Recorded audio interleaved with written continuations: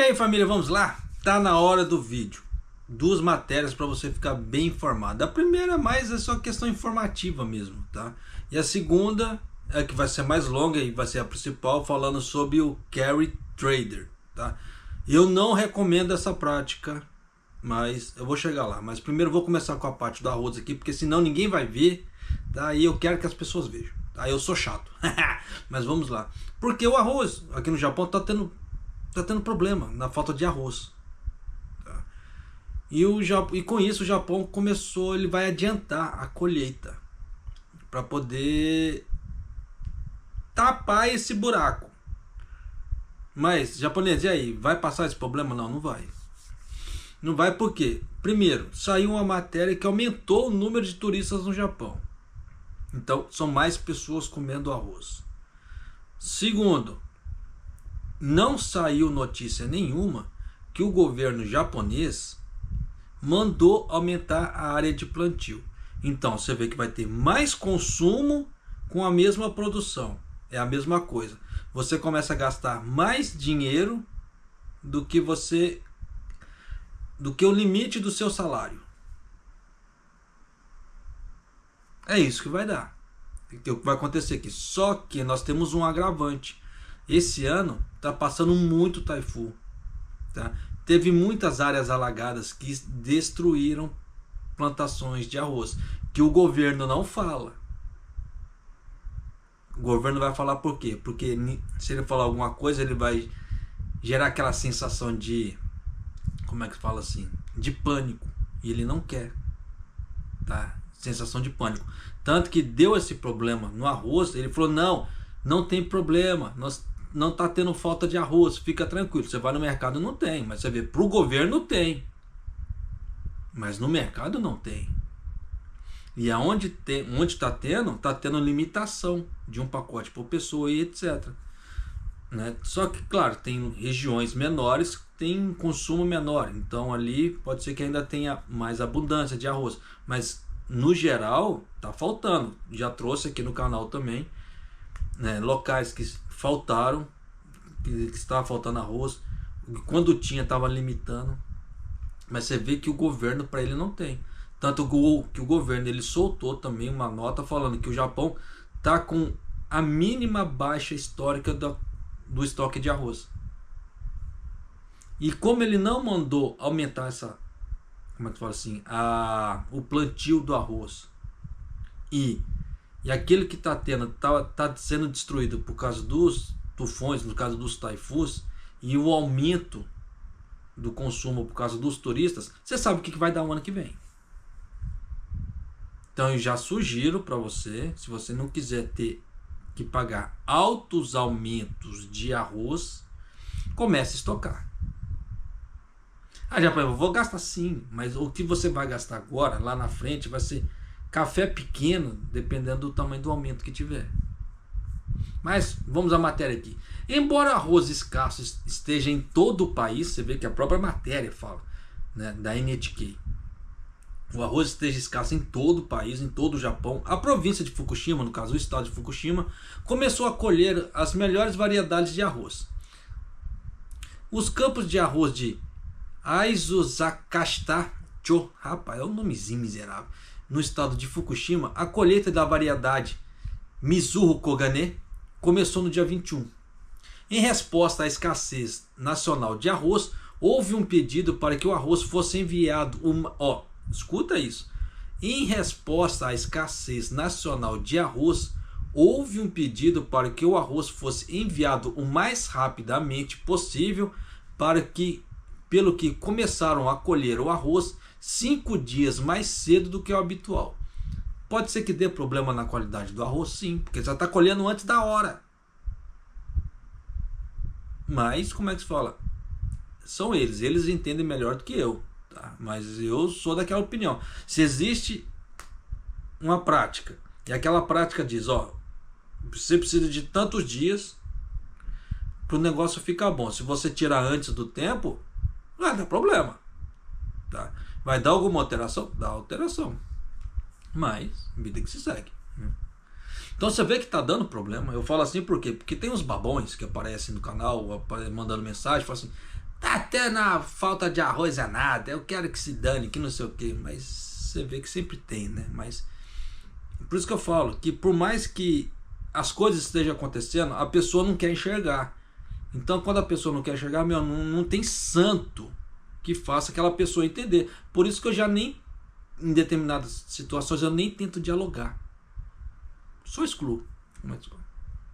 No ano passado houve uma queda na qualidade. Olha, escuta bem essa parte aqui. No ano passado houve uma queda na qualidade em que algumas áreas, devido ao calor recorde, mas segundo os produtores, as temperaturas desse ano não foram tão altas quanto no ano passado e choveu bastante depois da estação chuvosa, resultando em um arroz delicioso. Só que, igual eles estavam falando, né? Ah, tá faltando arroz por causa da queda na qualidade. Não, não tá faltando arroz por causa da queda na qualidade, porque aqui eles estão falando que houve queda na qualidade, não destruição ou perda de plantio. Você vê que são duas coisas diferentes. O arroz caiu a qualidade, mas você ainda pode comer aquele arroz. Ele só vai estar, como é que fala assim, um pouco mais ruim para padrão de qualidade do Japão. Mas não que foram pedidos, ou não que foram descartados ou jogados fora. Não, só perdeu a qualidade, diminuiu a qualidade, classificação 1 para classificação 2, só isso que mudou. Então a quantidade que está sendo plantada não mudou. Então o que está acontecendo agora vai acontecer o ano que vem, e dependendo, num estado muito pior do que está esse ano. Então toma cuidado. E a Sushinomata, da fazenda Aizu Mizuho, uma empresa de produção agrícola, disse: quando olho para os campos de arroz, sinto-me aliviado por eles estarem crescendo bem. Claro, vai lucrar pra caramba, né? Quero que as pessoas apreciem o aroma e o brilho do arroz. O Mizuho Golden, produzido no estado ali, estará à venda a partir do próximo mês. Então você vê que só no próximo mês ainda, a partir do dia 1º do próximo mês. Eu falo dia 1º porque eles falaram no princípio do mês, só que não deram data, tá? Mas já dá para você ter uma ideia do problema que é. E dependendo da forma que tá, se a gente parar para analisar, o ano que vem vai ser muito pior, tá? Se continuar entrando, como é que se fala, esse tanto de estrangeiro que está entrando e aumentando o número, a coisa vai ser muito mais tensa, tá? Mas vamos lá, então encerra essa parte do arroz aqui. Agora vamos lá. Isso aqui faz parte de educação financeira. Então, em algum momento, quando você começar a estudar educação financeira, você vai chegar nesse ponto, tá? Que é nomenclaturas, né, de mercado, para você saber os tipos de investimentos que tem, a forma que a coisa rege, para onde que ela vai, o que precisa ter, quais são os mínimos requisitos, os pré-requisitos para você fazer parte ou não. Porque o mercado em si, ele é muito, como é que se fala assim, ele é muito dinâmico, mas ele tem suas regras, tá? Não vai achando que o mercado de investimentos ele é uma terra sem lei, que todo mundo sai entrando de cabeça e todo mundo vai fazendo o que quer, porque não é, tá?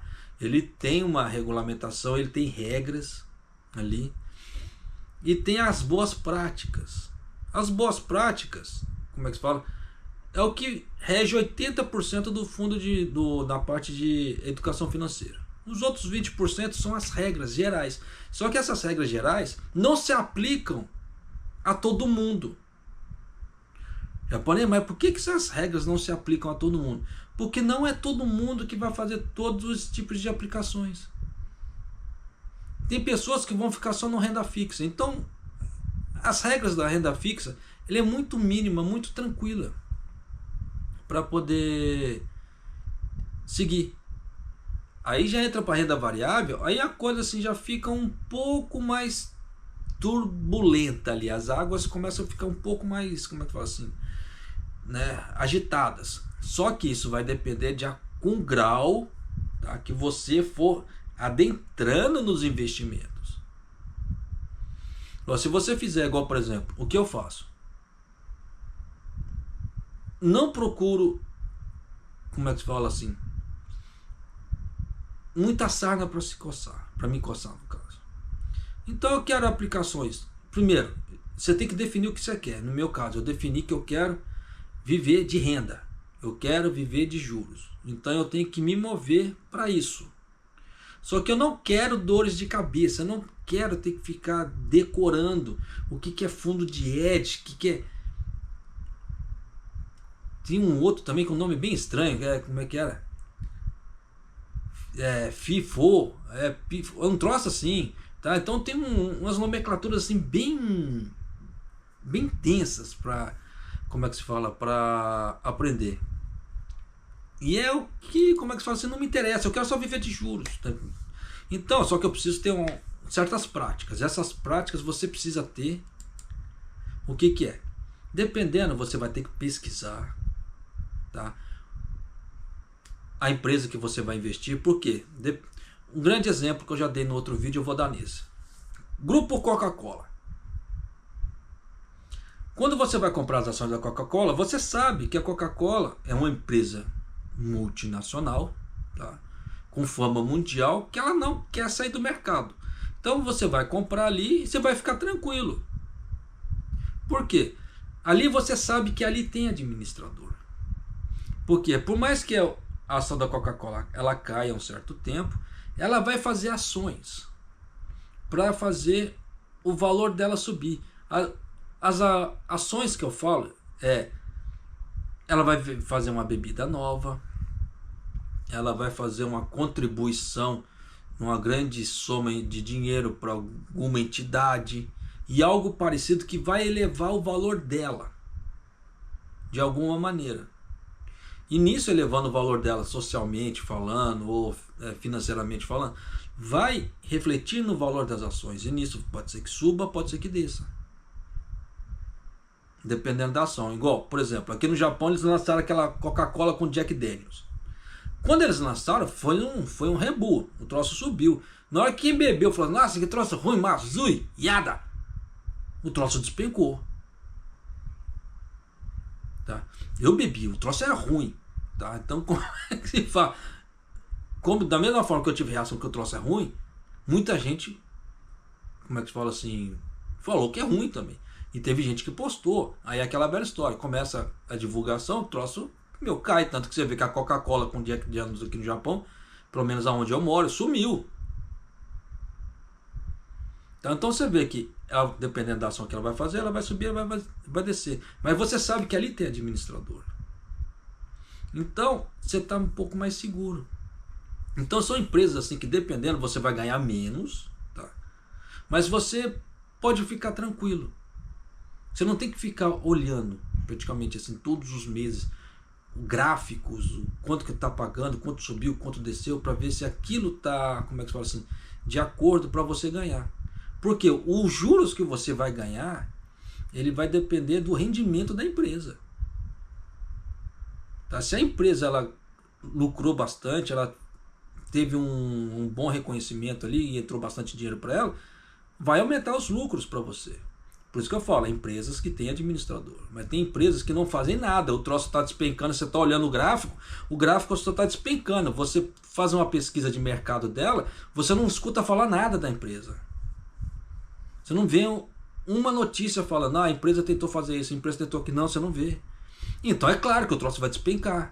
Porque é uma empresa anônima, sem conhecimento de mercado, que ninguém tem conhecimento de mercado, você vai aplicar no quê? Naquilo ali? Nada. Então vai cair. Tá? E dependendo, são empresas que têm o valor de ação muito baixo. Como é que se fala assim? Que é fácil para qualquer um investir. Só que é aquela velha história. Dependendo, pode acontecer o que? Muita gente investe nesse tipo de empresa, a empresa declara falência, pega o dinheiro de todo mundo e vai embora. E aí?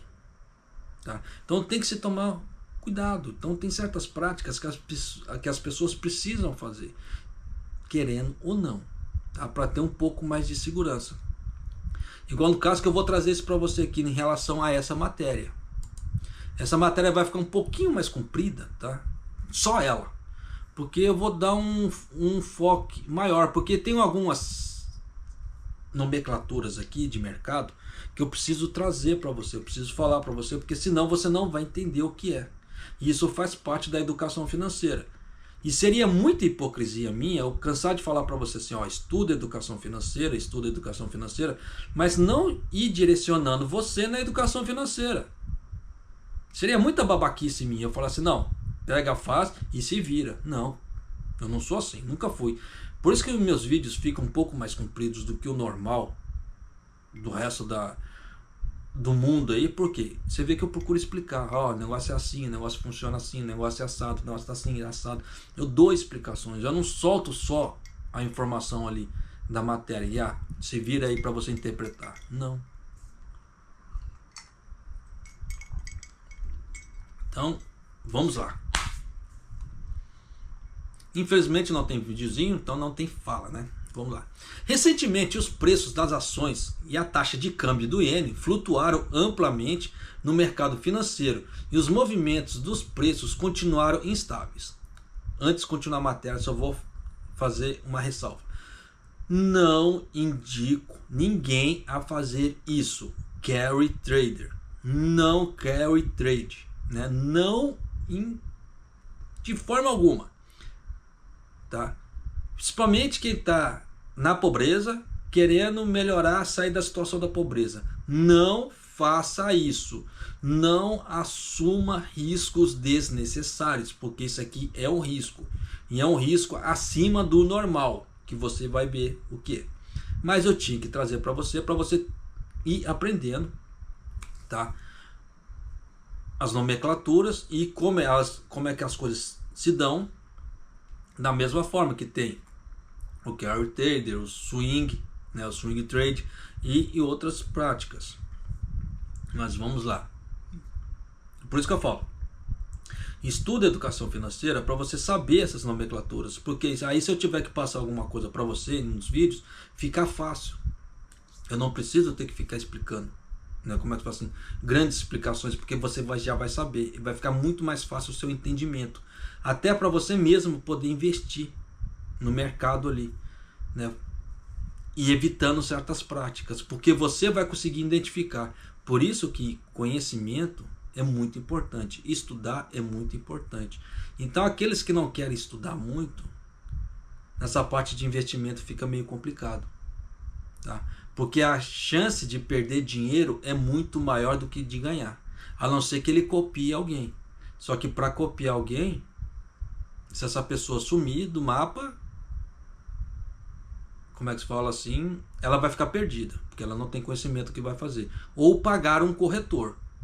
Pague um corretor para ele administrar para você suas, como é que se fala assim, sua parte de ações e etc. Só que você vai estar atrelado a essa pessoa, tá?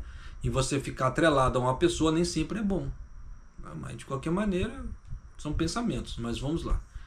Foi apontado de que a queda recorde nos preços das ações e a valorização do iene no início do mês, tá, que desencadeou essa reação, foram causados por especuladores como o fundo de hedge, que cancelaram as transações conhecidas como Yen Carry Trades. Vamos lá. O que é o raio do fundo de hedge? Tá, então, outra nomenclatura que faz parte da educação financeira, que eu preciso trazer para você. Então vamos lá. O que são fundos de hedge ou hedge funds? O fundo de hedge são fundos de investimentos que podem aderir diferentes estratégias de alocação de forma mais livre e diversificada. No entanto, os tipos de investimentos adotados costumam ser mais arrojados. Diferentemente de outros fundos de investimento, os fundos de hedge pode ter políticas mais flexíveis, com menos limitações, com o objetivo principal dos investidores desse tipo de fundo é alcançar uma rentabilidade maior, ao mesmo tempo que podem se expor a um risco maior em alguns momentos. Por isso que eu falo, eu não recomendo, tá? Porque o risco de perder a grana é tensa. Além de adotar mecanismos para maximizar o lucro dos investidores, os fundos de investimento hedge também aderem estratégias que possam mitigar os riscos associados aos ativos que eles se expõem. O que isso quer dizer? Mitigar. Guarda bem essa palavra se você quer fazer investimentos. Isso aqui faz parte do jargão de investimentos, parte de TI, tá? Usa muito esse jargão, economia e administração, mitigar. Mitigar é o seguinte, os mais antigos de canal devem se lembrar que eu sempre expliquei isso, tá? Mas vamos lá, pode ser que seja a sua primeira vez no canal. Mitigar nada mais é o que? O risco, ele nunca vai deixar de existir. Não. Mas você pode fazer algumas ações, algumas práticas para diminuir o risco de que algo aconteça. Ou se algo acontecer, você tomar menos dano, sofrer menos lesões, etc. Não da forma literal. Tá? Então isso quer dizer, mitigar o erro. O problema vai estar lá, ele não vai deixar de existir, mas você pode fazer algumas práticas para diminuir a chance disso acontecer. E se acontecer, tomar menos danos. Diversos veículos de investimentos podem ser utilizados pelos fundos de hedge, incluindo especulações como commodities, eu canso de falar isso aqui no canal também, né? Ações, opções, títulos públicos, compra e venda de imóveis e artigos de luxo, dentre outros. Então você vê que o fundo de hedge, ele pega muita coisa. Tá?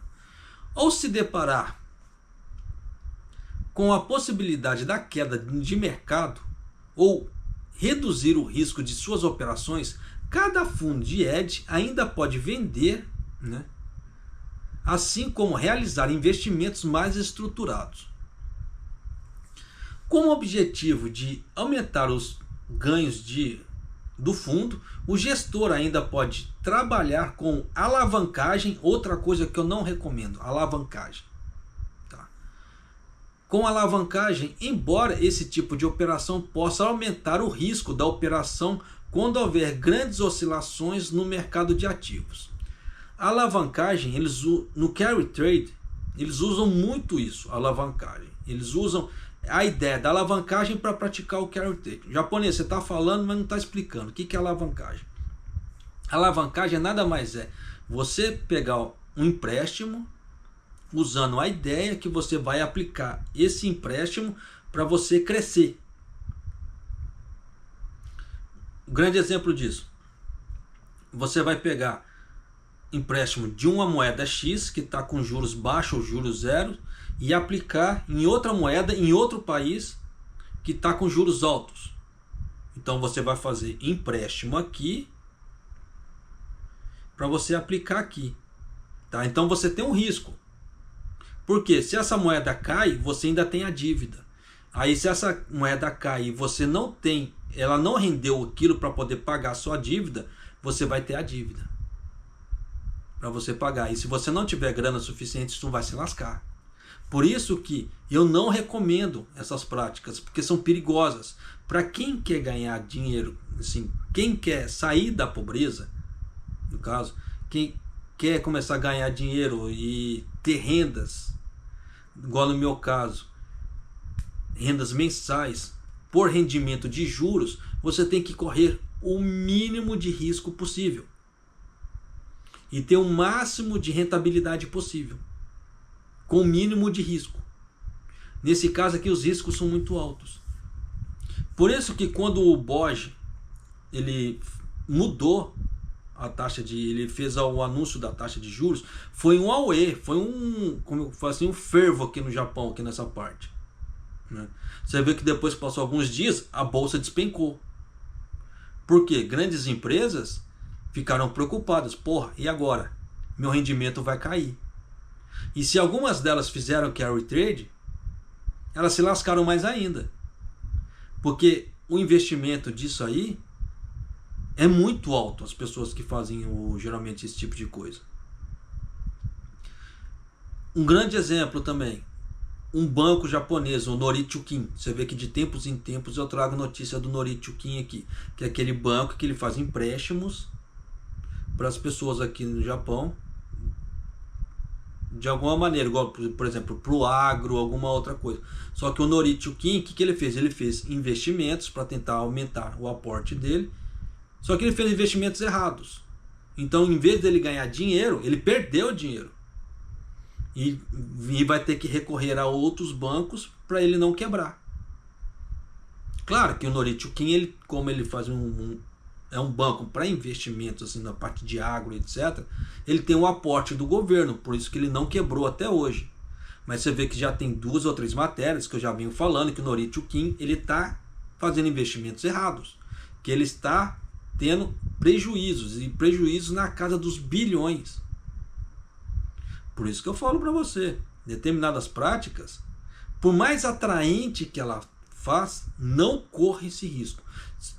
Se você já tiver feito seu primeiro milhão, já tiver tranquilo na vida, já tiver rendimentos a ponto que você investir não vai afetar a sua vida, tudo bem. Aí você vai e faça prática de alavancagem, carry trade, seja lá o que for. Mas se você está querendo sair dessa parte de pobreza, começar a investir e começar a ter uma vida, como é que fala assim, autossuficiente com juros, você tem que ficar trabalhando, esse tipo de prática é horrível, tá? Porque o risco é muito grande, mas esse é meu ponto de vista. Você vai ver outras pessoas falando ao contrário. Eu não faço isso e não recomendo, mas vamos lá, continuar. Com o objetivo de aumentar os ganhos, o gestor ainda poderá trabalhar com alavancagem, embora esse tipo de operação possa aumentar o risco da operação quando houver grandes oscilações no preço dos ativos. Foi como aconteceu aqui no Japão em relação à taxa de juros. Aí deu aquela oscilação do iene. Estava em 160, caiu 150, daqui a pouco, puf, 140 ali. Então deu uma oscilação que muita gente com certeza perdeu dinheiro. Por isso que quando deu aquela queda na Nikkei 225 aqui no Japão, muita gente entrou em desespero. E era o momento de não entrar em desespero, por causa que ia entrar a ideia da conta não realizada. É outro jargão, tá, do educação financeira que você precisa saber. Contas não realizadas nada mais é o que? Você comprou algo, tá? Aquele algo vale um X para aquele valor de mercado, mas enquanto você não vender ele, você não vai ter nem lucro e nem perda. Ele está lá. Só que quando deu aquele problema no Nikkei 225 aqui no Japão, muita gente se desesperou e vendeu. Aí nisso, em vez de contas não realizadas, virou contas realizadas. Só que em cima dessas contas realizadas tem o termo perdas não realizadas e perdas realizadas. Então, perda não realizada, eu comprei, só que eu não perdi, porque eu não vendi. Tá lá, então são perdas não realizadas, isso não realizou. Só que a partir da hora que eu vendo, se eu perdi, tive prejuízo, ele se torna perdas realizadas. Foi o que aconteceu muito no Nikkei 225. Houve perdas, como é que se fala assim, de acordo com a JP Morgan, né, que soltou um prospecto, mais de 1 bilhão de prejuízo para os investidores. Já é muita grana. Por isso que eu falei que naquele momento não era momento de... Quem acompanhou o canal, os vídeos, deve ter visto eu falar. Que não era a hora de vender aquilo ali. Não venda. Perdeu o time, não venda. Segura. Porque uma hora ele vai voltar. Só que o grande problema é... Quem tem pouco dinheiro e quer fazer o dinheiro crescer rápido, quando vê esse tipo de situação, ele se desespera, porque ele tem pouco dinheiro. Então ele não pode deixar o dinheiro dele travado lá, porque ele não sabe se vai levar um dia, um mês, 6 meses, um ano, para aquela ação voltar a valorizar. É a mesma coisa que acontece com Bitcoin. Tá? Então tem que se tomar muito cuidado. Quando eu falo Bitcoin, não é a moeda Bitcoin em si, tá? Mas criptomoedas. Por isso que o investimento de criptomoedas eu acho um mercado tenso, tá? Não é para mim. Faço um investimento ali, aquilo que eu falei já. De 100 reais, invisto 10, 20 reais, no máximo. Tá? No máximo. Se eu conseguir girar, beleza. Se eu não conseguir girar, o dinheiro que está ali parado, travado, não vai me esfolar. Então, tô tranquilo. Tá? Mas quem não tiver essa grana, não tiver muita grana para poder ficar fazendo investimentos assim, Não faça esse tipo de coisa, porque dependendo da situação, o dinheiro vai ficar travado. Foi o que aconteceu. Pequenos investidores, dependendo, ficaram desesperados e venderam. Por isso que eu achei muito errado a forma que o Kishida ele introduziu o NISA no Japão. Né? Porque em cima do NISA ele deu a oportunidade de muitas pessoas fazerem investimentos. Só que a educação financeira em si foi divulgada, foi difundida apenas 6 meses antes. 6 meses antes é muito pouco para você dar uma explicação de mercado, principalmente para idosos.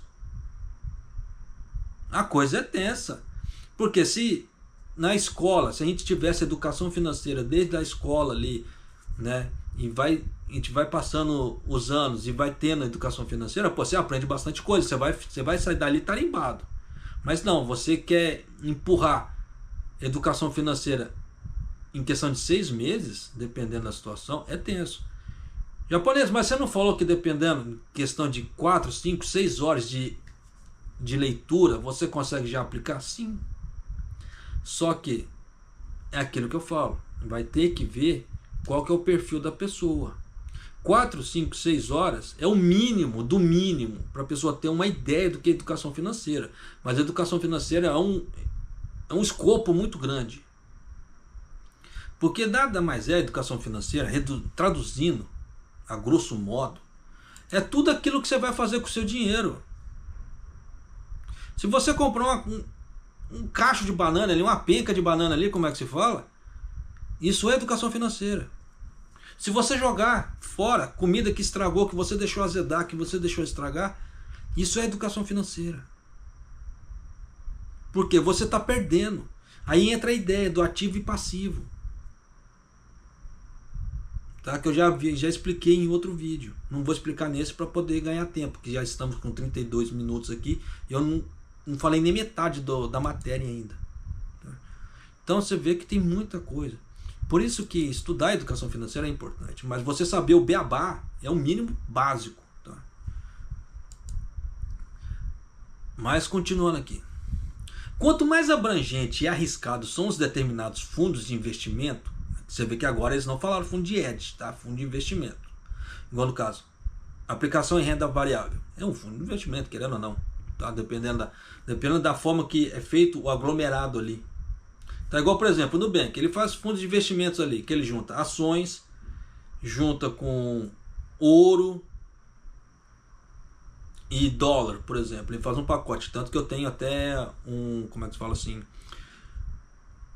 Algumas ações compradas de fundo de investimento do Nubank, que rende até bem pra caramba. Tá? Então tem certos riscos, só que determinadas formas que é feito o pacote do fundo de investimento ali, o risco é menor, porque um contrabalanceia o outro. Mas vamos aqui de novo. Quanto mais abrangente e arriscado são determinados os fundos de investimentos, maior será a exigência sobre a equipe de gestão que acompanha constantemente o mercado a fim de encontrar melhores opções, porque o mercado ele é muito volátil. Tá? Em cima disso aí, pode ser que aquela opção que está tendo ali não seja o melhor para aquela época, então tem que se tirar e trocar, tá? As opções para ir fazendo os pacotes mais atrativos possíveis, né? Antes de continuar, se você está achando que esse tipo de informação que eu estou trazendo para você é muito bacana, se vale seu like, suas inscrições, inscreve no canal e deixa seu like, por favor. Por que eu comecei a fazer pedido de like e inscrição? Porque é aquela velha história. Antes eu não fazia, o canal não estava crescendo. Então é aquela velha história. Então vamos por outro caminho. Se não dá por aqui, vamos por ali. Mas eu quero crescer. Por isso que eu falo que mudança de educação financeira é mudança de hábito. Você vai ter que mudar o seu mental de alguma maneira para você poder crescer, para você poder ganhar e diminuir gastos, para você ter lucros. Por mais que eu repudie a ideia de pedir like e pedir inscritos, eu preciso fazer, se eu quiser crescer. Tá? Eu preciso mudar. Do outro jeito não foi. Então vamos tentar desse para o canal crescer. No caso, o fundo de hedge, por exemplo, é exigida uma alta especialização das gestoras. São fundos de investimentos que incorporam operações mais complexas e de maior valor de volatilidade. Além disso, estruturar uma gestão de risco efetiva também se torna essencial. Quando falo volatilidade, é no caso subir e descer, tá? De uma forma muito rápida. Foi o que aconteceu tempos atrás com o iene, tá? E com o mercado de ações aqui do Japão, a Nikkei 225. Os fundos de hedge possuem muitas margens de manobra na forma para ganhar dinheiro. Eles podem investir no mercado interno, em todo o mundo, e podem usar quase qualquer estratégia de investimento para gerar retornos positivos, incluindo a venda descoberta e alavancagem. Tá? Você vê que são práticas que eu não recomendo. Ressalto. A venda a descoberto envolve tomar emprestado um título e vendê-lo na expectativa de poder recomprá-lo a um preço mais baixo no mercado no momento, ou antes ou no momento em que deve ser reembolsado ao credor. Então eu faço algo muito parecido, só que eu não pego empréstimo. Tá? Aquilo que eu já expliquei em outro vídeo. Aquela ideia da vaquinha. Para quem quer viver de rendimento, você vai vender leite. Mas quem não quer viver de rendimento vai ter que vender a vaquinha. Só que a partir da hora que você vende a vaquinha, vende a carne ali, você para de vender o leite, você para de entrar. Então não vai entrar juros. Tá? Só que às vezes o ganho que você vai ter com a vaquinha ali, a venda da vaquinha, pode te suprir um certo tanto, tá, de tempo em relação aos juros. Só que você fica preso ao mercado, esperando aquela ação voltar ou não. Como eu já dei o exemplo da Coca-Cola. Eu fiz isso com a Coca-Cola, com as ações da Coca-Cola, e hoje eu não consigo recomprar as ações da Coca-Cola. Porque subiu. Deu até uma boa valorizada da época que eu vendi. Então, para mim poder lucrar, eu tenho que comprar na baixa. Só que ela não está baixando. Por isso que eu falo que existem certas práticas que são complicadas, principalmente para quem quer viver de renda. Se você quer viver de renda, não faça isso que eu falei, tá? Pelo amor de Deus. Porque depois, para você conseguir encontrar um outro título bacana, demora, leva tempo, e você vai perder. Você não é que vai perder, você vai deixar de ganhar dinheiro. Tá? Então tem certas práticas que são perigosas. Eu faço assim por quê? Porque no meu caso, eu preciso ganhar dinheiro o mais rápido possível, porque eu não tenho um ganha-pão. Eu não trabalho, então eu preciso agilizar meu ganho de alguma maneira. Você vê que eu peço até implorando dinheiro para poder trocar meu computador. Ajuda. Porque se eu tivesse grana suficiente, não precisaria te pedir. Então você vê que eu tenho que fazer certas práticas que para mim não são legais, mas eu preciso fazer elas para poder alavancar a minha situação. Mas a coisa é tensa, tá? Mas vamos lá. É importante ressaltar que no Brasil, os fundos de hedge exigem que investidores atendam à definição da Comissão de Valores Mobiliários, o CVM, de investidores qualificados, ou seja, aqueles que possuem patrimônio líquido de pelo menos 1 milhão aplicado em investimentos e atestado por escrito dessas condições. Então essa parte de fundo de hedge eu vou parar por aqui, porque tem um monte de coisa ainda que dá para se falar do fundo de hedge. Mas já deu para você ter uma ideia do prospecto do que é estudar, tá? A parte de educação financeira, nomenclaturas e um pouco do que envolve. E é isso. E você vai ter que saber isso. Tá? Pelo menos o mínimo necessário para você começar a se movimentar. Por isso que eu falei que leitura, pelo menos 4, 5, 6 horas de leitura bem feitas é o suficiente. Aí se você quiser ir aprofundando ainda mais, esteja à vontade. E você vai ter muito mais opções, né, de ganhos se você aprofundar essas leituras. Porque você vai ver, essa tal investimento não paga impostos. Então o que eu ganhar é 100%. esse daqui já paga imposto, esse daqui eu não preciso fazer declaração de imposto de renda, esse daqui eu preciso fazer declaração. Então já dá para você ter uma ideia da coisa como é que é. Dá para você ter ganhos. Claro que todos você tem que fazer a declaração. Você tem que fazer a declaração, só que se você vai ser tributado ou não, aí é outros 500. Tá? Existem, como é que fala assim, investimentos que não tributam? Existem. Tá? Mas não vou falar aqui para poder, como é que fala assim, para poder ganhar tempo, porque eu nem entrei na matéria de direito, você viu, né? Esse tempo todo aqui só falando de fundo de hedge, mas vamos lá. O Yen Carry Trade é uma negociação realizada por especuladores, tais como o fundo de hedge, que emprestam dinheiro, no caso, emprestam ienes com taxas de juros baixas e investem em moedas com taxas de juros altas, como o dólar, para obter margens de lucro. Por isso que eu já mostrei aqui no canal 2 vezes o poder da especulação, que é para você ficar muito atento a isso. Se você conseguir usar isso na sua vida, tu vai enriquecer da noite para o dia, porque o poder da especulação ele é fabuloso, tá? Já trouxe aqui, então quem acompanha o canal viu e está muito bem informado nessa parte. Mas vamos lá. Como o iene é vendido e os dólares são comprados, à medida que este comércio se expande, o iene tende a enfraquecer em relação ao dólar. Claro. Isso é óbvio.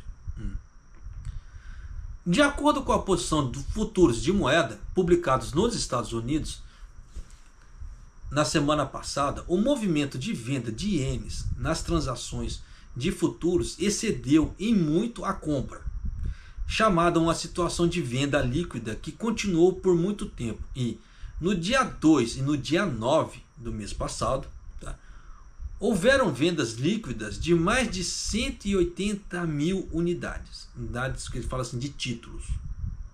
Tá, nessa parte. Quando eu falo títulos, é movida a parte do dinheiro. Igual no caso assim, tem o dólar digital. Então eles falam a unidade, então é uma unidade e etc. Então é mais ou menos essa equivalência. Tá? Nessa altura, a taxa de câmbio do iene estava num nível historicamente baixo, sendo no caso 161 ienes por dólar. Já falei, mas por que fala que está baixo se o iene estava lá em cima? Porque o dólar ele estava disparado. Então o valor do iene, como é que se diz? Estava lá embaixo, o valor do dólar estava lá em cima. O iene não estava tendo valor. Se fosse o contrário, o iene está tendo bastante valor, o iene estaria lá em cima e o valor do dólar lá embaixo. Acho que deu para você entender agora, né? Porque tem muita gente que confunde isso, por isso que eu estou dando essa explicação. No entretanto, você vê, chegou a nível de 162 no Japão o iene. Então quem estava fazendo isso, dependendo, estava lucrando horrores. Mas por isso que estava usando de especulação. Por isso que em alguns vídeos eu vinha apontando, ó, isso aqui é especulação, isso aqui é especulação, toma cuidado que isso aqui é especulação. Não é hora de investir no Japão agora, não é hora. Eu avisava, cansei de avisar ali.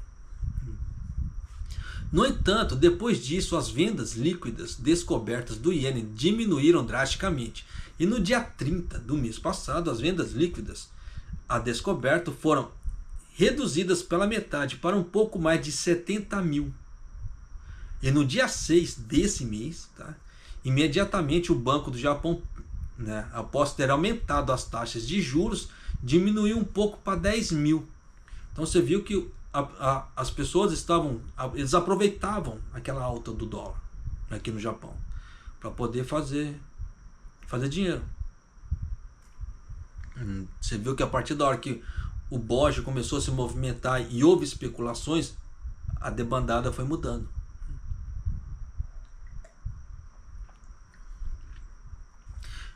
Por essa altura, a taxa de câmbio do iene subiu, tá? Ele deu uma valorizada ao nível de 141 ienes por dólar. E a média Nikkei caiu 4.451 pontos. E no dia 13, os futuros do iene finalmente se tornaram compra líquida. Akira Moroga, estrategista-chefe do mercado Aozora Bank, destacou que o movimento mostrado nas estatísticas reflete uma rápida reversão do carry trade do iene, acrescentando: é raro, ou melhor, é a primeira vez que vejo a velocidade de gatilho, que foi um aumento adicional nas taxas de juros do Banco do Japão, e o surgimento de indicadores de agravamento de situação econômica nos Estados Unidos. Mas penso que a excessiva posição curta do iene foi grande parte desfeita. Quem acompanha o canal deve se lembrar que quando o Boji ele fez esse anúncio, eu falei: agora é a hora, vá lá e invista no Japão. Foi dito e feito. Não é porque eu falei, mas muitos investidores estão alinhados com o tipo de pensamento que eu tenho. E na hora que eles viram essa jogada do Boji, que eu vi também, que eu falei: não, agora é a hora, muitos fizeram. E foi a hora que muita gente ganhou dinheiro. Tá. E por causa disso, o que aconteceu? Daquele problema na Nikkei 225. Por quê? Da mesma forma que eu consigo visualizar, muita gente conseguiu visualizar um momento de ganho. Mas para conseguir visualizar isso, você tem que ir praticando no mercado todos os dias. Você tem que ter dados, você tem que estudar, você tem que entender da educação financeira, você tem que entender o que é ativo e passivo. Então você tem que entender uma série de coisas para você poder, quando chegar no momento, você, agora é a hora. Tá? Entender um pouco sobre taxas de juros. Por isso que estudar é muito primordial. Não é 100%, tá? Porque existe o tal do feeling. Tem muita gente que não sabe muita matemática, mas ela tem aquele feeling, aquele sentimento, ele vê determinadas circunstâncias, ações que estão acontecendo, isso aqui agora vai. Comigo de vez em quando vai assim. Tem algumas, como é que se fala assim, algumas práticas de mercado que às vezes acontece, eu fico assim meio na dúvida, e agora? O que será que vai dar? Aí eu pego, eu uso o feeling, eu acho que eu estou sentindo que o negócio vai para esse lado. E a coisa costuma dar. Então tem gente que tem a parte de estudo, mas a parte de estudo não é tudo. Mas saber as nomenclaturas e para que o que serve cada coisa, isso é primordial. Isso aí eu não abro mão, principalmente quem quiser me ajuda. Falou: japonês, preciso da sua ajuda. Beleza, na hora que eu começar a falar, se a pessoa não souber do que eu estou falando, esquece, eu não ajudo mais. Porque isso aí é o mínimo que a pessoa tem que saber. Tá? Para mim. Tá? Por exemplo, se você pegar emprestado 10 mil ienes em um banco japonês, né, e trocá-lo por dólar, quando a taxa do iene for de $1 para 160, você vai receber aproximadamente 62 dólares. Mas, no entanto, se o iene continuar a valorizar e $1 tiver cotado a 150 ienes, serão necessários aproximadamente 66 dólares para poder pagar os 10 mil ienes emprestado, o que aumenta o fardo ali, tá? Diminui a margem. Então já dá para você ter uma ideia como é que a coisa é. Por isso que eu falo que determinados riscos são desnecessários, tá? Para quem quer fazer dinheiro. Nesse caso aqui, as pessoas já têm dinheiro à vontade, a rodo, como é que se fala assim. Se perder, não vai ficar chorando tanto, diferentemente de mim ou de outra pessoa aí, como é que se fala, dependendo, que não tem grandes dinheiro, que se investir, dependendo da forma, e perder, vai chorar. E se eu investir e eu perder, eu choro, tá? Porque eu não estou no momento de perder, muito pelo contrário, eu estou naquela época de acumular. Porque quanto mais eu acumular agora, mais juros sobre juros eu vou receber, até chegar o momento que aquilo vai se tornar autossustentável. O que isso quer dizer? Os próprios juros vão ter dinheiro suficiente para poder comprar um novo título, uma nova ação. Então ele vai se auto crescendo. Isso fora a questão dos juros sobre juros, tá? Vai gerar a grana ali que vai poder comprar, como é que se fala, um novo título, uma nova ação, sem ter que eu fazer investimentos. E é esse ponto que eu quero chegar. Por isso que eu falo para você, em determinados momentos, que agora é hora de fazer não, falar não para muita coisa, parar de ostentação e acumular e investir. Não é só cortar gastos e não investir, você precisa investir esse dinheiro, invista esse dinheiro, tá? Porque vai chegar um momento que ele vai crescer tanto que você, se você quiser continuar trabalhando, vai ser uma opção sua, como acontece com muita gente por aí, e não são poucos, tá? Mas é aquela velha história, isso vai de cada um, do esforço de cada um e do intento de cada um. Mas vamos lá. Os especuladores acreditam que o Banco do Japão irá aumentar ainda mais as taxas de juros e que o iene poderá valorizar ainda mais devido ao estreitamento do diferencial das taxas de juros entre o Japão e os Estados Unidos, que estão a agir para devolver rapidamente o dólar ao iene.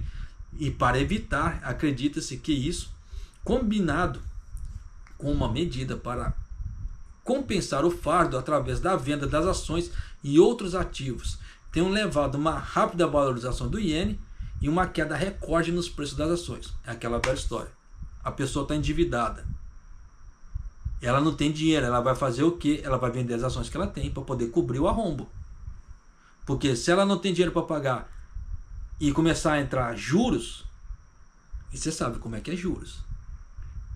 Da mesma forma que os juros pode trabalhar de uma forma bonita para você, ele pode trabalhar de uma forma muito feia para você. Então, em vez de deixar com juros, vamos lá, vendo minhas ações para poder pagar a minha dívida. Só que nisso muita gente fez a mesma coisa ao mesmo tempo. O que aconteceu? Inundou o mercado de ações. E nisso desvalorizou tudo. Puf! Porque é muito produto para pouca procura. Aí entra aquela ideia da lei da oferta e demanda, que faz parte da educação financeira também. Porque a educação financeira, aquilo que eu falo, não é só para o mercado de ações. É tudo na vida. Entra lei de oferta e demanda, compra e venda, o que você está fazendo com o seu dinheiro, o que você gasta no seu mercado, o que você está gastando com dengue, o que você está gastando com energia, com ar-condicionado. É um monte de coisa. Tá? A educação financeira engloba tudo isso. Por isso que não existe um livro específico para a educação financeira. Mas a educação financeira, ele aparece um pouco aqui, um pouco ali, um pouco acolá. Só que no caso de nomenclaturas para a educação financeira, aí existem livros específicos para isso. Tá? Mas tirou esse tipo de coisa, não tem assim não. Mas vamos lá. A taxa de câmbio do iene está na faixa de 146 ienes, né? Desde as 15 horas do dia 20. Mas a relação entre as perspectivas futuras do carry trade do iene, o Moroga disse, a diferença da taxa de juros de curto prazo entre o Japão e os Estados Unidos ainda é superior a 5%. Então o carry trade do iene, né, ainda há um forte incentivo para isso. No entanto, no mercado continua a sofrer grandes flutuações de preços. Acredito que muitos especuladores serão um pouco mais cautelosos enquanto a reestruturação do mercado. E outra, quem viu aquele vídeo que o vice-presidente do BOJ falou que eles não iriam aumentar a taxa de juros, foi um balde de água fria. Quando ele falou aquilo destravou o iene aqui no Japão. Aí começou, como é que se fala assim, o toma lá da cá, do carry trade e outras práticas aqui no Japão. Mas, da mesma forma que muitos investidores de, como é que se fala assim, de moedas, quando ficaram sabendo disso, começaram, dependendo, vender as moedas, o iene e voltar pro dólar. Então ia ficar essa oscilação um certo tempo, e ia ficar parecendo o quê? Coisa de carry trade também, tá? Por isso que entrou-se com essa matéria também aqui no Japão, porque tem muita coisa que parece que é carry trade, nem sempre é, tá? Por que eu falo esse tipo de coisa? Porque aqui no Japão, se empresas fizerem isso e a auditoria tributária do Japão pegar, eles estão lascados. Então corre o risco, como é que se fala assim, vale o risco? Não vale. Por isso que eu falo assim, que para nós pequenos também, investidores, não vale o risco. Para nós pequenos, no caso, vai perder grana, dependendo da situação. No caso das grandes empresas que fazem esse tipo de coisa, pegando empréstimo do dinheiro japonês e ir lá e investindo na moeda americana, fazer esse tipo de coisa é doideira, dependendo da doideira. Porque ele está fazendo empréstimo que não é de acordo com aquilo que a empresa está, e na hora que, dependendo da situação, aquilo que ele ganhou, ele vai ter que pagar de multa tributária por algo desnecessário. Então, às vezes, o que ele ganhou, ele vai perder. Então, por isso que eu falo assim, que tem a ideia do My Number e outras partes, e a parte tributária do Japão, os auditores tributários do Japão estão pegando muito pesado. Quem acompanha o canal deve se lembrar que eu tenho, de tempos em tempos, aparecem empresas aqui sendo multadas por coisas que estavam fazendo, pegas em auditorias, coisas que pegando em 2017, 2016, 2015. Olha o tempo que eles estão pedindo os livros contábeis das empresas e fazendo auditoria ali, ó. Então você vê que o governo Kishida estava querendo grana, ele estava fazendo a caça às bruxas aqui.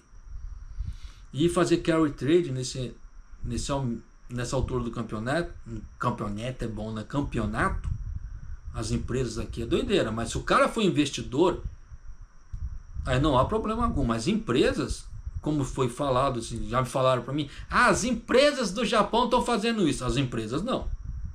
Se for um investidor, aí sim. Mas empresas, eu duvido muito. Verdade seja dita. Mas de qualquer maneira, tá? Se você gostou das informações que eu trouxe para você aqui, tá? Por favor, se inscreva no canal, deixa seu like e compartilhe esse vídeo com outras pessoas para elas poderem ter noção, tá? Das coisas como é que é de educação financeira, porque você vê que aos poucos eu falo de educação financeira, porque não tem como falar tudo, tá? De uma vez. Então eu vou falando aos poucos. Eu quero gravar um vídeo só de educação financeira, para falar de educação financeira, mas ainda não criei essa coragem, tá? Porque tem que ter muita responsabilidade para falar sobre isso, né? Penso eu, tá? Tem pessoas que falam da parte financeira assim como se trocasse de roupa. No meu caso não, porque tem pessoas que elas querem aprender realmente, não é nas coxas. Então eu não posso fazer um vídeo nas coxas para as pessoas. Eu quero ganhar dinheiro, quero ficar rico com o YouTube, pô, quero, mas eu tenho minha responsabilidade, como é que se fala assim, com você. Então eu tenho que, de acordo com o meu conhecimento, falar as coisas da melhor maneira possível para que você entenda. Não é só sair jogando aquele monte de jargão de mercado e ficar por isso mesmo. Igual, por exemplo, se eu jogasse aqui o que era fundo de hedge, eu tenho certeza que pelo menos 98%, 99% que assistisse o vídeo não ia saber o que era fundo de hedge. Ia escutar e ia falar assim, putz, e agora? Aí se um ou outro ia fazer uma pesquisa sobre o que é fundo de hedge. Mas eu não, já fui lá, fiz o dever de casa e já trouxe para você. Agora você já sabe o que é fundo de hedge. Se alguém falar o que é fundo de hedge para você, você já sabe. E o tamanho dos riscos dessas coisas, do que é o fundo de hedge. O que eu não recomendo. Tá? Mas, vida que se segue. Então, se você gostou do vídeo, tá? Deixa seu like, né? O seu joinha ali. Compartilhe e se inscreva no canal. Tá? E eu vou ficando por aqui. E Maido.